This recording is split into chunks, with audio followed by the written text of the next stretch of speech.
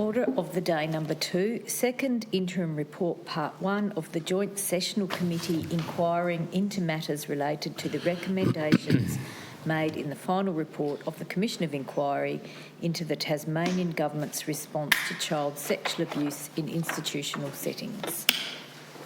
The Honourable Member for Nelson.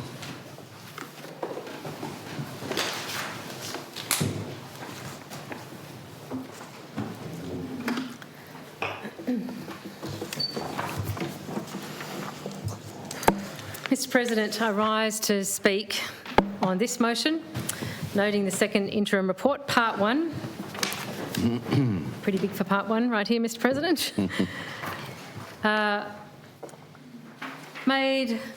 report of the Joint Sessional Committee on recommendations made in the final report of the Commission of Inquiry into child sexual abuse in institutional settings. And Mr President, before I begin the contribution, I want to mention, as we have done before in this place, and as we have during proceedings of the committee, that the topic of the Commission of Inquiry, its findings and recommendations, may be difficult for some people here today, for members of the community maybe watching online, or others who may engage with the Hansard or the video at a later date.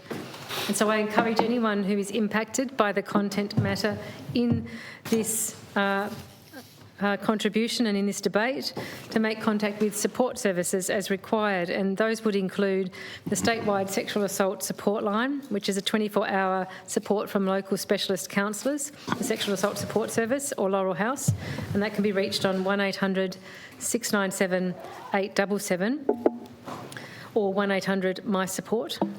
There's also the Lifeline 24-hour crisis support on 13 11 14, or Tasmanian Lifeline from 8 a.m. to 8 p.m. every day on 1800 9844 34.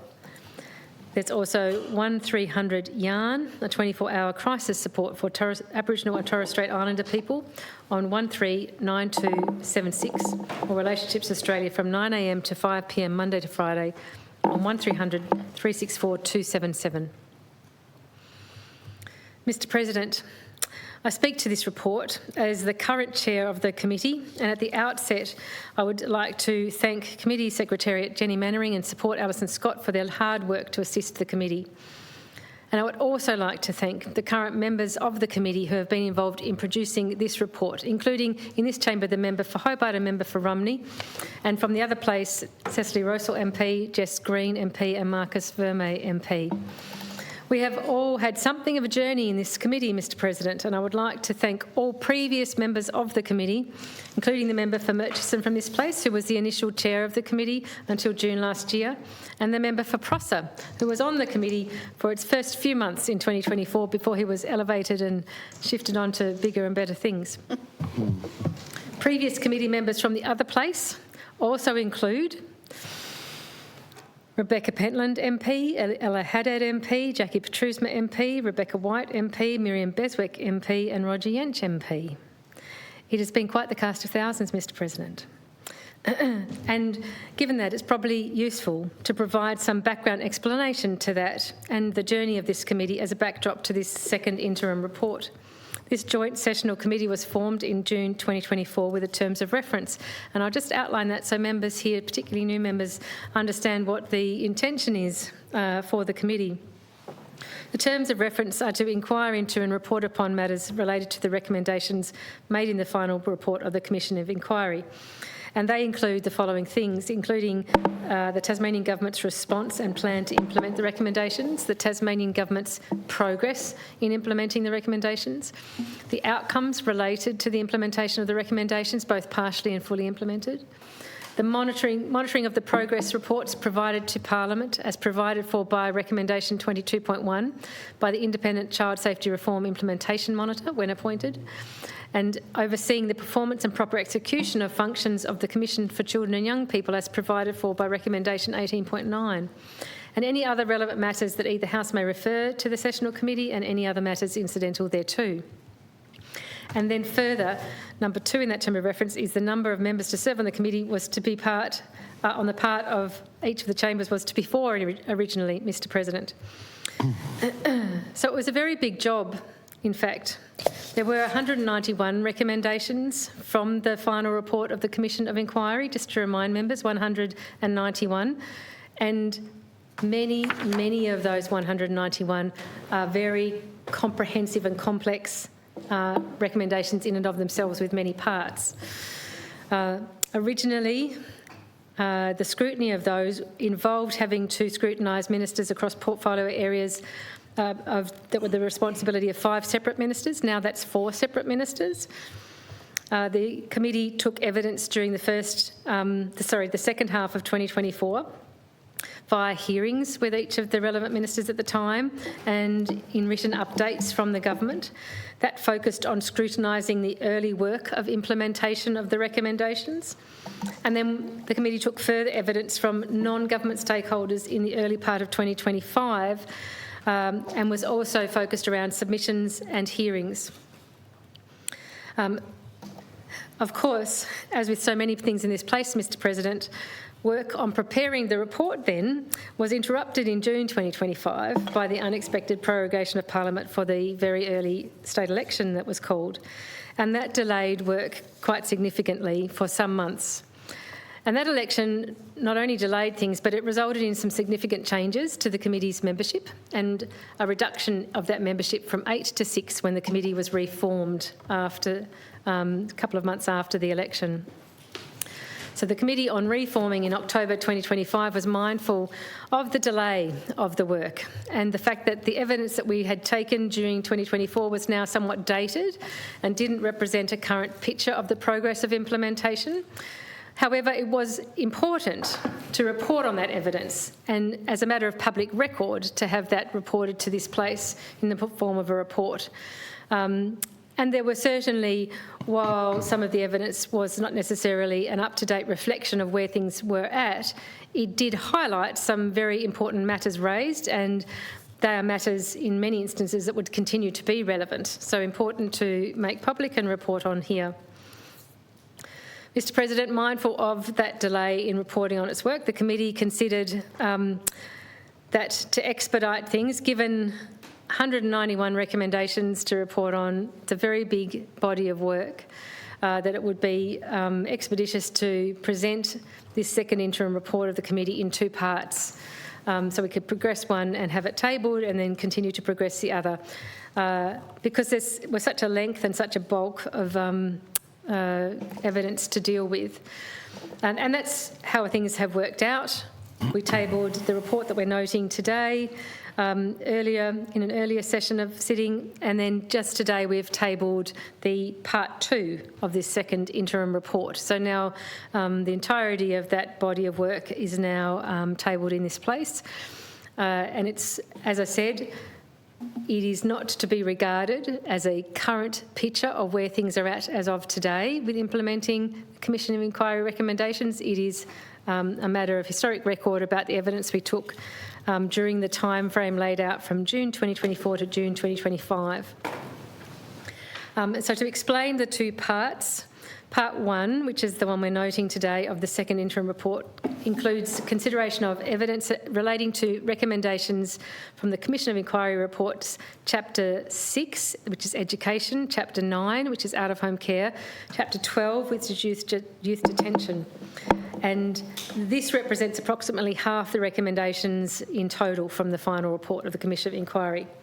The Part 2 report, which we tabled earlier today, of the second interim report, we completed, and that covers the other half of the recommendations and the chapters, the relevant chapters from the Commission report, Chapter 15, which is health, Chapter 16, criminal justice responses, Chapter 17, redress, civil litigation and support, Chapter 18, overseeing child-safe organisations, Chapter 19, a coordinated approach, Chapter 20, state services, disciplinary processes, Chapter 21, therapeutic services, and Chapter 22, monitoring reforms. So just for clarity and to have on the record, that's the way we've divvied up Part 1 and Part 2. Mr. President, another thing to mention that certainly intersects with the work of this committee is that during 2025, the Office of the Independent Implementation Monitor was established and began its work. The evidence that was taken by the committee across that June 2024 to June 2025 period became a body of material not only for the committee to report on itself, but also became available, because it was in the public domain, to the monitor to inform his work as well. And it certainly, I think, was potentially quite useful as an early part of his work needed to be the development of an evaluation framework that would underpin his work going forward as he does that job of independent monitoring of the implementation of recommendations. So it's good to have had a dual purpose, in a sense, of the information and the evidence collected from the committee being able to inform that work too. And for those who may be seeking to stay up to date in a current sense on progress of implementation of Commission inquiry recommendations, I would refer people to the annual report from the Implementation Monitor, which was released in the second half of last year in October. And he will be expecting to do his next annual report, which will be based on his evaluation framework later this year, hopefully to be released in September, October. And again, that will become the primary vehicle for assessing how implementation is going as we go forward. The other way to stay up to date in a current sense with implementation is to look to the government's periodic progress updates, which are published online. And again, that's the government reported progress, so people can make their own assessments as to how well that represents the reality. And again, I think one of the things that jumps out from the report of the committee is that yes, on the one hand, we have what the government reports to be progress against recommendations, and that's well and good.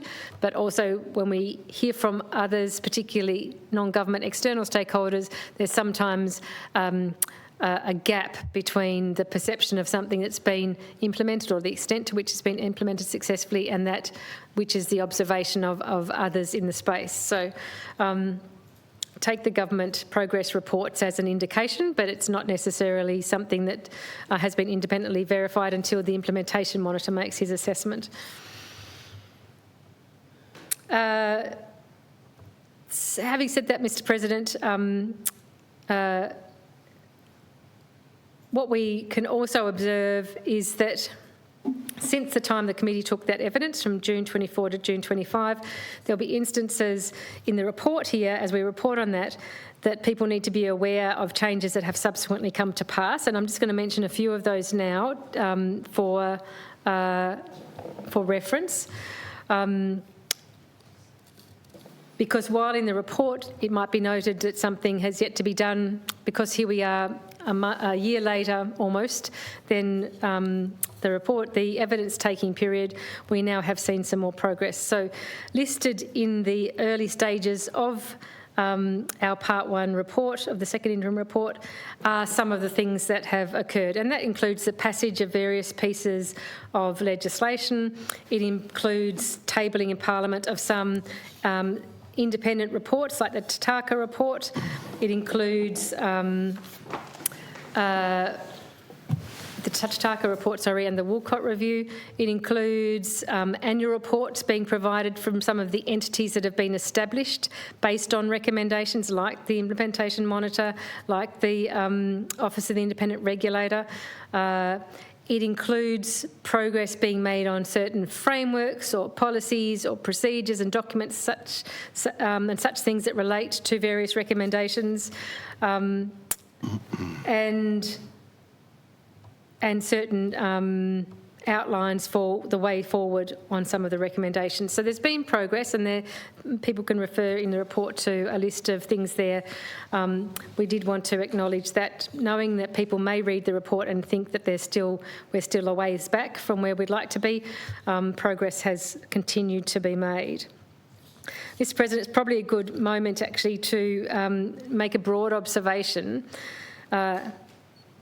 And as many would appreciate here, I'm often going to be someone who's pretty much on the front foot when it comes to scrutinising and to being potentially critical of the government around progress on things, and that's fine. That's part of our job in this place as non-government members and as independent members representing the community. But it's also, I think, important, and I do so in the report, and I'll do so here as part of my contribution. It is important to recognise as a broad observation that we are making good progress on many things connected to the recommendations from the Commission Inquiry final report. That progress is being made in many instances in very good faith, with good intent, by people who are genuinely doing their best to bring things forward for the ultimate goal of not just ticking off a set of recommendations, but genuinely delivering greater safety for children in this state.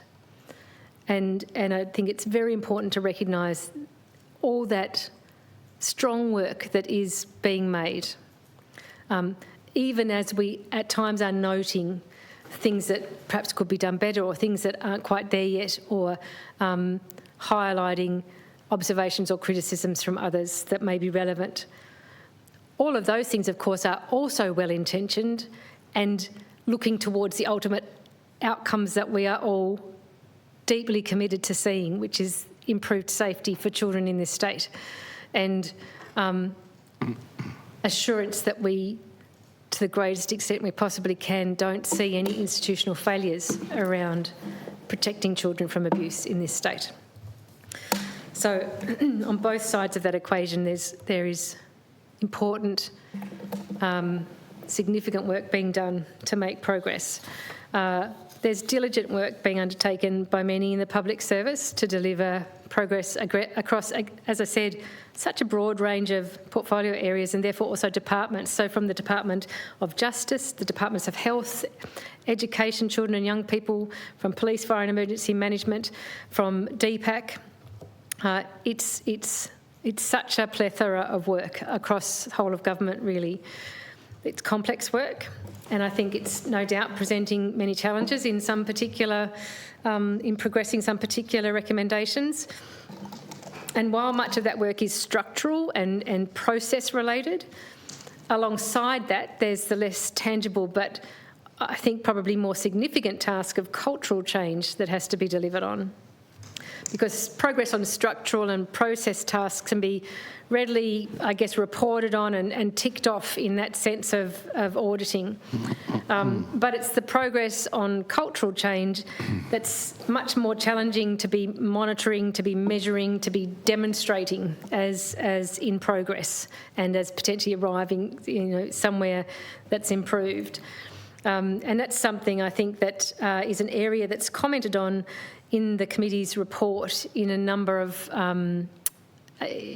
instances, that while we might be able to tick off on something as having been put in place, and just as an example, for example, Mr. President, there might be training now being offered to certain staff in certain areas on certain child safety matters, and that's fine, that's good, we can tick that off as technically being offered. But of course the ultimate outcome is to be able to understand or to measure or monitor or demonstrate that training has resulted in a culture change within that particular agency and a change in the level of accountability and standard of behaviour amongst the staff there. So that's something that readers of this report would encounter throughout, that we wait to see how we may best understand progress on culture change. To explain to people the structure of the report, if they come to read it, because it's not necessarily exactly the way some other committee reports have been presented, certainly in my experience. And again, with 191 recommendations, some of them which take a page or more to write out in the report. We felt it was important to be as clear as we could be in presenting, but also presenting our assessment of how things were going, but some evidence that was illustrative of matters we might raise, and also be something of a complete record or a complete representation of those 191 recommendations across the two parts. So what we've done through the reports in part one, but also part two, which was tabled today, we have laid out each recommendation in full, so any reader of this can get a full sense of what the recommendation is, not just a little overview statement or something along those lines. We've noted there whether it was a phase 1, 2 or 3 recommendation at the time that we took evidence on it. And to explain to people particularly new to this, the Commission of Inquiry final report, in that the commissioners, when they made each of their recommendations, they allocated either a phase 1, which meant it should be completed by mid-2024, or phase 2, which at the time it meant it should be completed by mid-2026, or phase 3, which meant it should be completed by 2029. So those phases were initially allocated by the Commission of Inquiry commissioners themselves when they presented their final report. And the government, I think in good faith, attempted to maintain the recommendations in those phases and deliver on them, implement them according to those phases. What's probably naturally, I think, happened is that there has needed to be some adjustments, sometimes because things have taken longer than expected, sometimes because there might have been something that needed to occur first before something else could come into play. So there's that I think, without anything untoward, has at times needed to be adjusted. So if anyone was to go and look at the current update on progress, they would see that some things have been shifted in their timeframes or shifted from one phase to perhaps the next. And I don't criticise the fact that has needed to occur and sensibly has needed to occur. People would, though, on reading this report, see times that the committee has chosen to note where in the committee's view, something should be happening quicker or something should be prioritised in particular. And that's presenting the view of the committee in terms of those things, and the government can take that view of the committee and do with it as it will. Knowing that at the end of the day we are expecting, because the government has, certainly laudably, always been committed and has stated a commitment to delivering on all 191 recommendations. So that's where we're headed. So in the report, each recommendation is presented. It's specified whether at that stage we took evidence it was a phase 1, 2 or 3. We also note the government's reported status at that time of taking evidence, where that was available to us. Often that was an extract from the government's implementation report at August 2024, so at that early stage of taking evidence. And then what we do in the report then is immediately provide some statements about the committee's assessment of how things were being implemented at that stage of taking evidence for that recommendation.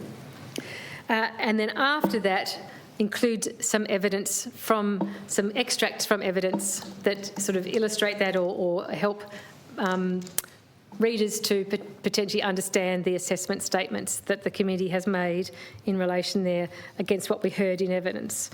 So hopefully as readers go through the report, they would get that sense of what we were trying to convey, and we were trying to ensure that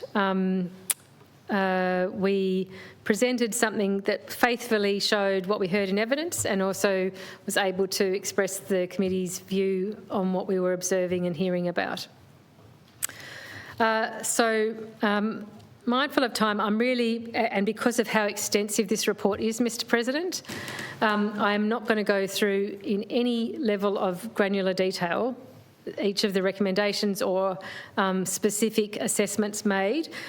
Members, if they were to look at the chair's forward in our report, would see that there are some general observations which do pick up on perhaps some common or some highlighted themes coming out of the material covered in the report. I'm going to mention those here just in brief as a matter of record. Some of those things included that while some recommendations have been deemed completed, for example, a particular policy or procedure or training module has been developed, or there's been a new position established to meet one of the recommendations, the key intent of the recommendation is behaviour and cultural change, as I've mentioned before, Mr. President. And perhaps we've yet to have that demonstrated, the degree to which or whether cultural change has been is being achieved. So on that basis, the committee regularly notes that ongoing monitoring and evaluation of the implemented recommendations will be required to determine whether it's successfully delivered on that ultimate intent. And that will be the body of work ongoing for the monitor, the independent monitor, and also the committee. Another broad overview, I guess, comment to make is that full implementation of some recommendations will require the government to commit to increased and ongoing funding to ensure that new models of working or new workforce requirements, some of which would include increased staffing or increased training, and appropriately funded non-government organisations being involved in the delivery of services as intended by the Commission of Inquiry in their recommendations. All of those things, many of those things will require a commitment to increased and ongoing funding. And so such a commitment, as we would all be well aware, such a commitment is a challenging one for the government to give in the context of our budgetary situation, and we're going to have that brought well and truly to the forefront of our minds this week with state budget coming down later in the week. The committee, is at pains to note, though, that without a commitment to appropriate funding of the implementation of those recommendations, we risk curtailing the ultimate benefits and outcomes that we want to see. So that's something that's just been clearly noted in many instances throughout the report. Another area broadly is that there appear to be issues with some of the planned sequencing of some of the recommendations, and an area that seemed particularly present in was that of the out-of-home care related recommendations. Many of those recommendations are interrelated, and there's some questions around the sequencing of the implementation that we felt should be reviewed and adjusted where needed to ensure it occurs in a logical order. One of the biggest centrepieces of reform in the out-of-home care area that comes through the recommendations is the pretty much wholesale shifting of out-of-home care to the non-government sector, out of the government sector. That was I think, phase 2 recommendation, which meant it should have been potentially, as originally intended, done by the middle of 2026. But then other recommendations related to a workforce strategy for out-of-home care or a strategic plan for out-of-home care, and they were stage 3. So that seemed a bit odd to make a wholesale shift without having a workforce plan or a strategy done first. So when I talk about sequencing, that's just an example of one area where we observed perhaps there could benefit from a different sequencing. And of course, Mr. President, we're noting that this is on evidence taken some time ago now. So my understanding is it's likely some of those things have been reviewed and potentially adjusted as things have moved forward since then. Another broad area that is picked up on throughout the report is around workforce recruitment and development as central to delivery on implementation of many recommendations, especially in child safety, in out-of-home care and in youth detention areas. Achieving the full intended outcomes of the recommendations will rely on establishing and maintaining and training and effectively managing a skilled workforce. And given the current challenges faced by the government in each of those areas, that may be a significant barrier to successfully implementing Commission recommendations, and it's an area we'll have to be carefully monitoring, assessing and reporting on as we go forward. Another broad comment was that there's a notable disconnect between the government's reported progress on implementation of many recommendations and then the observations made by external non-government key stakeholders in evidence that they gave to the committee. It was also clear that for those non-government external stakeholders, consultation and engagement with local expert stakeholders has not always been undertaken in a way that they would have wished to see or felt needed to be done. to get the most effective outcomes. So there's clear opportunities for potential improvement in those areas, having been highlighted in the evidence that we're presenting. And we certainly as a committee appreciated the effort gone to by those non-government external stakeholders in providing us with evidence through submissions and then also in hearings. There is so much good work and goodwill and good intention from non-government stakeholders involved here and toward the outcomes we want to see and getting best result from implementation of these recommendations from the Commission. Mr. President, one of the particular things that the committee wanted to note and highlight in the report is the deep concern around the delay and the apparent inertia that was experienced for periods of time on the part of the government in closing Ashley Youth Detention Centre, and strongly urging the government to prioritise implementation of every recommendation required to expedite its closure. The committee noted a number of things on that front, which can be looked at in more detail in the report, but essentially can be boiled down to the closure of AYDC is one of the most urgent and sensitive of all 191 recommendations made in the Commission's report. And indeed, it was the testimony of whistleblowers and victim survivors of abuse at AYDC that led in significant part to the establishment of the Commission inquiry in the first place, and certainly for them to make their recommendation that as soon as possible that should be closed down. It is a matter of concern and frustration that it remains in place, noting work being done, but it's a significant matter of concern. While the government does indicate it's progressing the closure of AYDC as soon as possible, there has been still, as far as we can see, no real firm commitment to a timeline for that closure, and unwillingness, certainly in the evidence we took, an unwillingness or inability to provide a definitive list of actions that need to be taken to facilitate the closure. And I must say the evidence we took on, of course, in that period of time was with the minister who was previously responsible for AYDC, not the current minister responsible for AYDC. So I'm just noting that here on the record today. So some of the comments on evidence taken, historical comments in that sense. The committee noted on the evidence taken that there was a high concern around the increase in the number of children being detained at AYDC, the majority of them unsentenced, and a concern by reports of a lack of therapeutic supports available, reports about the use of force and the ongoing impacts of practices such as lockdowns and extended periods of isolation on the safety and wellbeing of children detained, and also on the safety of staff and the support required for staff. It's a matter of ongoing deep concern for many in the community that AYDC remains open, on even given everything that was in the Commission of Inquiry evidence and in the final report, and stated so clearly in the recommendations about the need for urgent closure.